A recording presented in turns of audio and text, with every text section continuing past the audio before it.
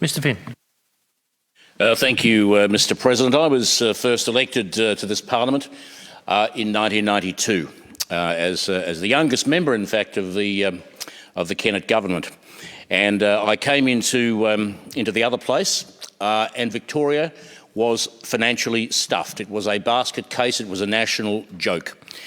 Over the years that followed, we worked extremely hard. The members of the Kennett government, both the front bench and the back bench, worked extremely hard to get Victoria back on its feet. And we did that. We did that. We were remarkably successful, in fact, in getting Victoria back into solvency, getting back Victoria back onto its feet. I cannot believe that I am standing here tonight debating a piece of legislation that is going to send us back where we were, worse than where we were, in 1992. The big difference, of course, is that John Cain and Joan Kerner, they didn't mean to do that. They were just incompetent. They had no idea what they were doing. They stuffed up big time.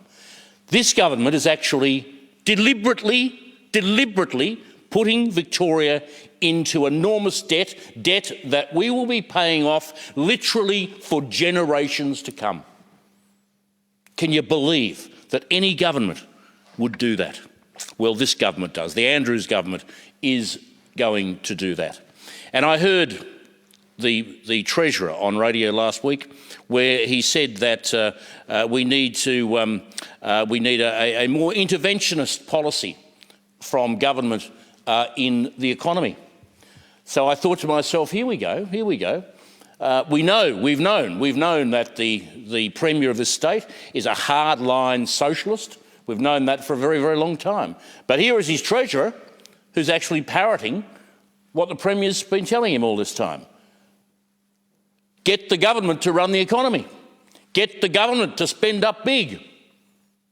Big spending, big taxing. That's what this government is, and that's what this government will continue to be. That's not a good thing for Victoria, not a good thing for Victorians. And when this pandemic is over, it will not be government that will return Victoria to a wealthy position. It will not be the government that returns Victoria to leading the way. It will be business. Predominantly small business. And if the government ignores that fact, then we are all going to suffer as a result. It is business that creates jobs. It is business that creates wealth. It is business that will make Victoria great again, if I can use that term. Any government that thinks it can do better than business need look no further than the Soviet Union. That didn't work too well for them. And I can only suggest it won't work too well for us either. So when I hear the Treasurer talking about more interventionist economic policies, it is truly chilling. It is truly chilling because that spells disaster for Victoria. They're already getting us into, well, even before this pandemic hit, we know they had stuffed the budget. Well, to put it bluntly, they'd stuffed the budget. Now, it's almost as if they're saying, well, we'd stuffed it anyway, we might as well do it properly. Well, they're certainly doing it properly. $24.5 billion properly.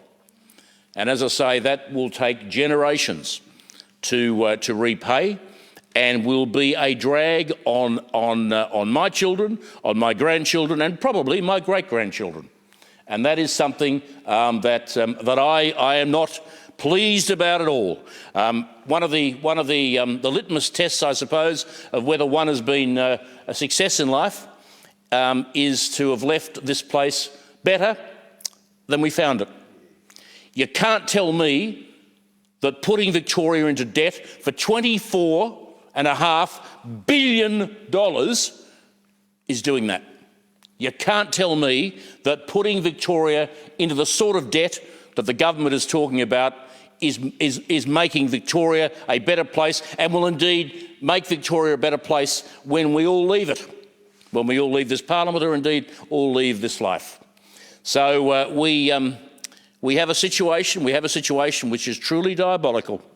It appalls me. It appalls me in every way imaginable. As I say, to have gone through it once is bad enough. To be here at the beginning of when we are going through it again is truly horrifying. And let me tell members of the government that generations to come will curse your names for what you are doing to them. They will curse you, and they will curse your government for what you are doing to them, for what you are doing to their children, and quite possibly even their grandchildren. I beg the government to reconsider its policies.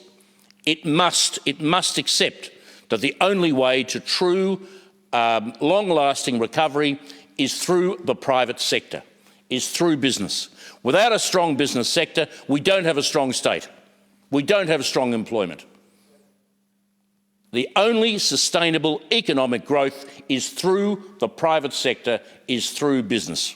And if the government cannot accept that, then the government has already set its path for total and absolute failure.